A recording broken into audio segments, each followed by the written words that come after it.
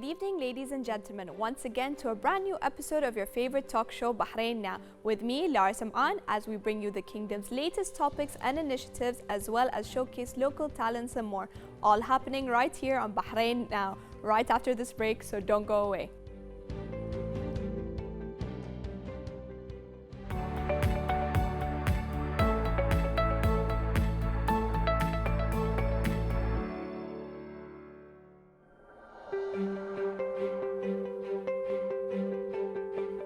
Fadhi Mohammed is a freelance photographer with a keen sense of vision. His photographs are nothing short of how reality should be, and the effort and thought that goes into the moments he immortalizes is evident. To tell us more is none other than himself. Welcome to the studio, Fadhi. Thank you so much for having me. So tell us, in your own words, why is photography so important? Photography is so important to me because it's my primary source of expression. That's how I view the world, and I tell the world this is how I feel. Okay, you express your feelings through your photography. Exactly. And apart from the factor of expressing oneself through an art form, for me it's photography, for you it might be different, for everybody. Everybody has their own way of expressing how they feel, exactly. On medium of expressions. Apart from that, the thing is we are documenting time itself. So once the moment passes, the only way to look back at it is through a photograph or a video. Of course, and sometimes you don't want to look at it on your phone, you actually want to look at it printed out of picture to actually stare and keep it for years. Yeah, it feels different. It's exactly. More like it has more meaning to it. True. You've taken some amazing shots around Bahrain. How long have you been in Bahrain for? What are your favorite things to take photos of in Bahrain? So I first came to Bahrain in the year 2000 with my family, and since then it's been 21 years I'm here. So I was brought up here, educated here, and this is my home. This is Bahrain is home. Bahrain is home. So some of my favorite things to photograph in Bahrain are the streets. We have very vibrant, very bustling street life here, especially in Manama and Muharraq. And apart from that, our sunsets are something amazing. It's something that we always kind of tend to overlook because we see it every single day. But once you travel a lot and once you have that perspective, our sunsets are amazing. They're beautiful. If you can find the right time to capture them and find the right place, that's how I look at it, you can find beautiful sunsets. Exactly. How did you discover your passion for photography? I first discovered my passion through photography. It's by pure accident. There was a family function or something, and I just picked up a camera, started shooting, and it came out good. So family as they are, assigned me as their official photographer. So now anytime you have something with the family, you have to take photos. Any ceremony, I was a photographer there. But then gradually, that interest grew. Then I started educating myself through YouTube videos and just going out there and shooting, correcting myself, and it gradually grew into a passion and then into a profession. Okay, and then you just kept going and going. Yes. How would you summarize your signature style of photography? Oh, this is a tough one.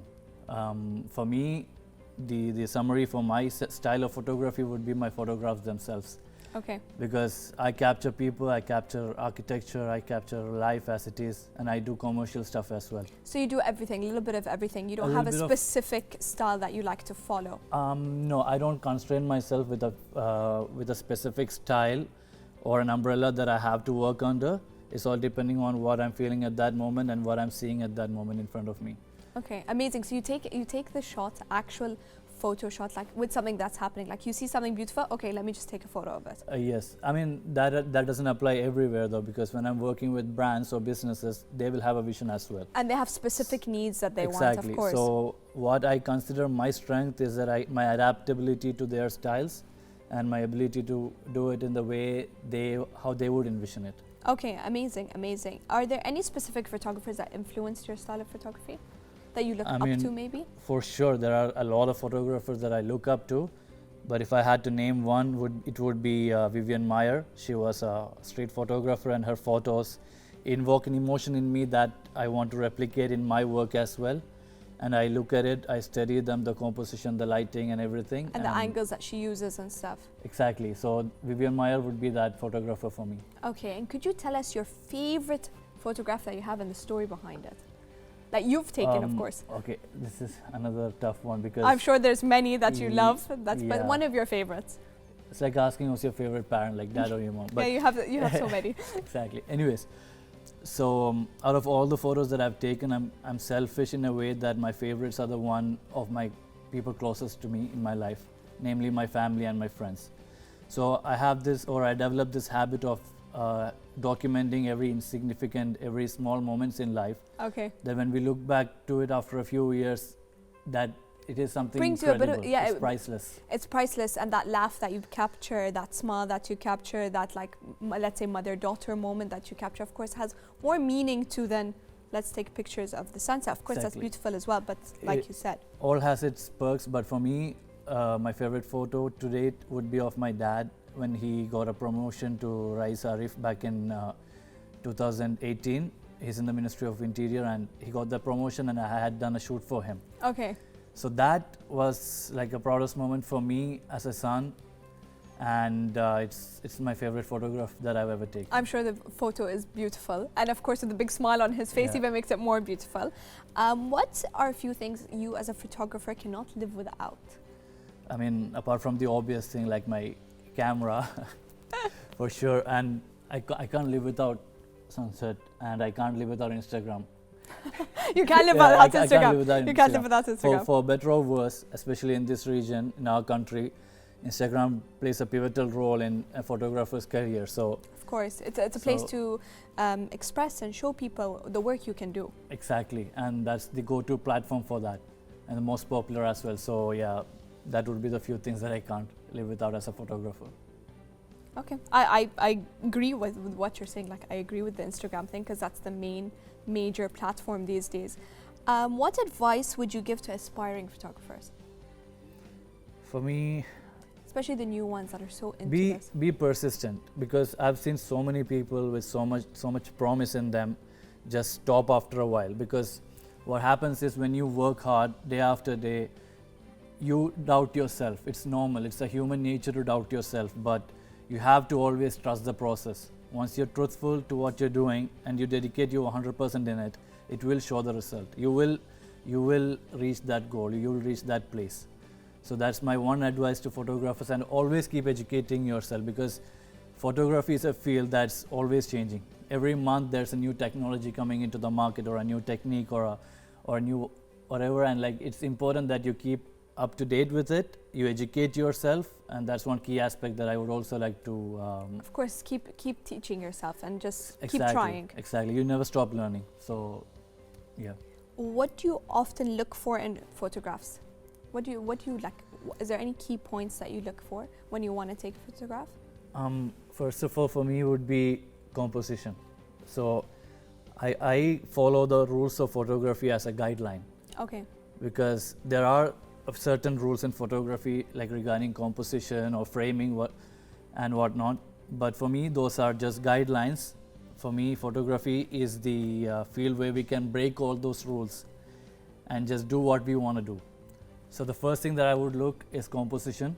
Okay. It should be composed well. And the second thing I would look is the light, if it's lit correctly or whatever is happening. Of and the course, third yeah. would be envisioning how it would look as a final product. So as digital photography evolved, the entire process changed. Of course, it's different. For me, when I click the shutter button, that's the start of a process. And the end of a process is when the final image comes out after the retouching phase. So the third step would be to envision how it would look, and to take the shot on the basis of that, if that makes sense. I do get what you mean. It's like kind of circling back, Yeah. but yeah, that's the whole process. It's like a process that goes from this, then to this, then back to this. Like it just goes back and forth. Yeah. Is there anything else you'd like to share before we end the interview today? Not many things. First of all, thank you for having me on this platform. It has always been a dream to be on BTV one day, and here I am. And one other thing, shows like this which promote artists based locally are very important, because it gives us that satisfaction of doing what we do, and it further inspires us to create more of what we create. Exactly. So this is an important process, and I hope the support that's extended to the local artists keeps growing. And yeah, that's about it. Thank you, Fadi, for that. I can't wait to see actually your sunset photos. That's what I need to check out right after this. So ladies and gentlemen, there you have it, a new perspective through which we can experience our beautiful Bahrain. Stay tuned for more on Bahrain Now.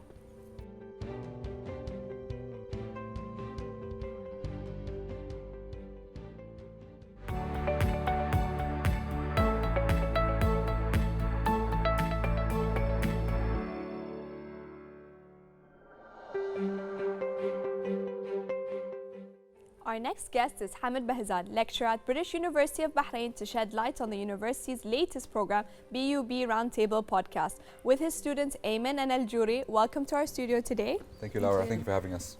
So tell us, first of all, about the podcast, what's its main purpose, and how did you come to about this idea? Right, so the podcast itself is actually part of a bigger vision that we basically had for the students, and it's something that we noticed very early on, that they have enough rich academic content to build minds, but not enough content to build character. So we started seeking ways, initiatives to basically endorse that or build that within the students themselves. So what we started maybe back in 2019 is we felt there was a gap between the educational content and practical experience. So we started to go out and actually see what's going on in the country. We went out to do site visits, we had meetings with certain entities, and we felt that was an enriching experience for the students, and it really made them a lot more well-rounded. And something different than the usual. Yeah. Of course. And then what we decided to do is build on that and basically start getting students to meet officials, start to know how did these officials get to the position that they basically have today, what were their experiences, what were the challenges, and basically during that time COVID kicked in. So this was basically adaptability to COVID. And it came about that we started actually having these meetings virtually. So we didn't want to stop these meetings. Of course, you wanted it to continue even though there was COVID. It's like, okay, how do we do this? How do we continue what we're doing? Of course. And the idea came out when we were doing it recorded on Zoom and stuff. We started to actually record the sessions. And then when we recorded the sessions, we felt, well, this is kind of turning into a program. This is a bit of a podcast, let's say. Okay, amazing. And we felt, why not actually do it, physically with a camera crew and everything. And that's basically how the podcast came about. But overall, as I said, it's a stepping stone. It's trying to get students more aware of what's going on, getting them that practical experience, bridging that gap, and overall just building their character. Building their character just so that when they go out into the real world after university, they can see, okay, it's actually very different than what we're actually in. Exactly. How did you guys find this experience? Yeah, for us, the podcast was as a linking bridge between our academic life as a students and our professional life. Of course. So as Mr. Hamad said, we have enough content to build minds, but not characters. So we lacked on that side. So the podcast was a lifetime opportunity for us to calibrate both the academic and professional aspects. And you, what do you think about the experience? The experience was transformational in terms of character development and confidence. Well, the podcast will always be a benchmark for me to shake off the nerves such as today. It's just amazing to see how a person climbed ladders, accepted failures and succeeded to be a CEO or a minister. So the podcast gave us an opportunity to see what's behind the sparkly picture of Minister X or CEO. Of course, it shows you something very different than like what we learned. Like it shows you the real world. This is what I love that you guys are doing in your podcast, that you're showing the students that, okay, yes, of course we learn all these things, but there is more out there as well. Yeah. So of course, I'm guessing this experience has built a lot of character for a lot of people. Well, the academic life is way different than the real life. It is very different. I agree with you completely. Can you tell us, like, how are your topics designed? Is there a specific segment or certain age group that have to be part of it? Basically, first to go back a bit as well. So as we said, the podcast is a bit of a stepping stone. One of the reasons why we thought we would create it into a podcast rather than just continuing these visits is because we felt initially that all the insights we were getting were unparalleled from these officials, whether from the public or the private sector. Yeah. So we felt, why not have a, let's say, a more public platform to share these unparalleled experiences with everybody else. At the same time, we also thought that, let's say in terms of a target age, we were sort of targeting more the 40 and below. Okay. And the purpose for that is, I think with the students as well, when they met with officials, you sometimes always think when it comes to any country or any management of any sort, why is there no focus on this? Why is there no focus on that? Correct. But when you give that person or that leader the chance to explain to you what are the priorities and how your ideas could be on the list, but at a certain time, it just makes you understand, yes, it's being looked at. There is attention given. There is attention given. And I think with people under 40 as well, and I think especially being from the Middle East and a lot of emphasis on private education and all that, is the element of unable to understand or being unable to understand the Arabic jargon of what's being said, let's say. So trying to have an official on a podcast explaining what's going on, what his or her ministry are doing or company in layman's terms, giving people below 40 the ability to develop their own ideologies rather than just adopting them from father, uncle, mother. It's them learning it direct from that person. What are the next steps for the podcast? What are you guys planning to do? Well, in terms of any platform, any channel, let's say, it's viewership. So we're trying to increase the amount of viewership. We're trying to expand. We also started off as purely being focused on real estate topics. Okay. We also noticed that there has to be a diversity. We need to reach people of different ages, of different spheres, of different discussions and trends.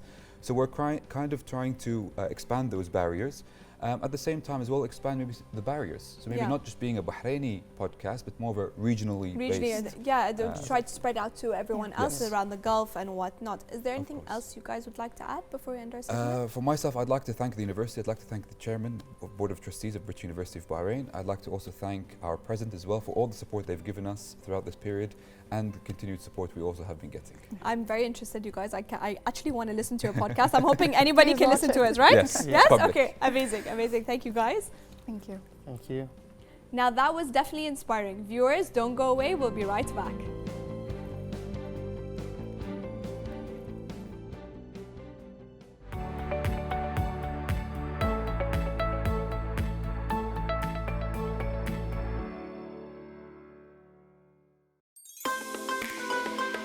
Thai Festival 2021 is back.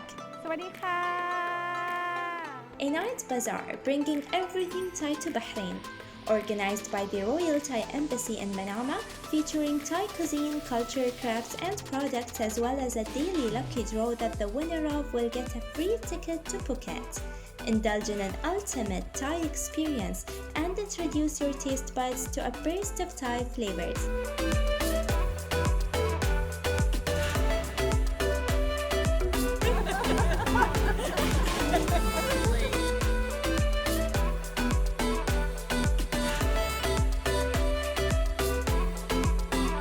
I am here at the Thai Mart, and I'm very proud that this 4-year event we organized the Thai Festival at the Thai Mart, which is the first Thai shopping mall in the Bahrain and in the Middle East. I would like to brief about the Thai Mart. This is the thing that we received the gracious auspicious occasion from the late His Royal Highness Prince Khalifa. He loved Thailand and Thai people, and with his kindness, so Thai Mart happened. And this is the thing that we do to appreciate and to return his warm wishes and well-being for the Thai people. He wants Thai people to come to Bahrain and to open the business and to bring the many good things to the Bahrain people. That's why the Thai Mart was set up, and it set up nearly a year ago. And due to the situation, due to the pandemic and to everything, we don't have such an activity. And now the situation in Bahrain is quite return to the normal with the green level. And now we arrange the festival here, and we do appreciate that we receive the much more attention from the Bahrain people, especially for the Bahraini here, and they visit a lot for during the past 4 years. I think we have more than 500 to 800 people here visit every year, daily for the visiting people here. And we have like the lucky draw and the raffle and all the food outside. They finish as within the short period. And many shops, they have the Thai product and receive the much more attention. And now this is the last day, but not the last event that we will do. And we do hope that we will arrange this kind of activity again, and with the kind support of our Bahrain friend. That's all.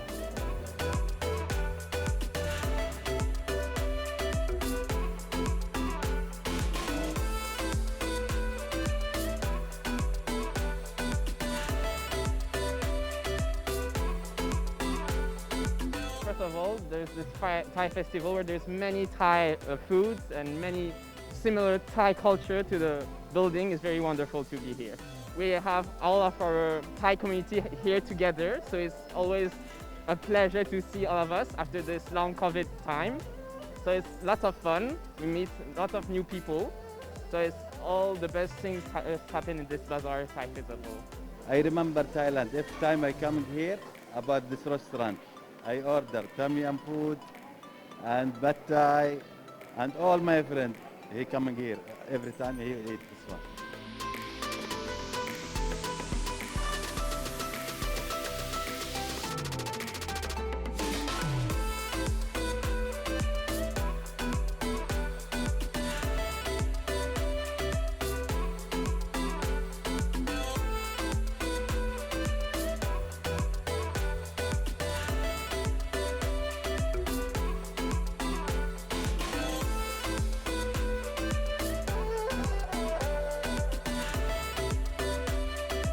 This is Mariam Al-Bayati reporting for Bahrain International. Thank you for watching. Kabkun Tirabchun.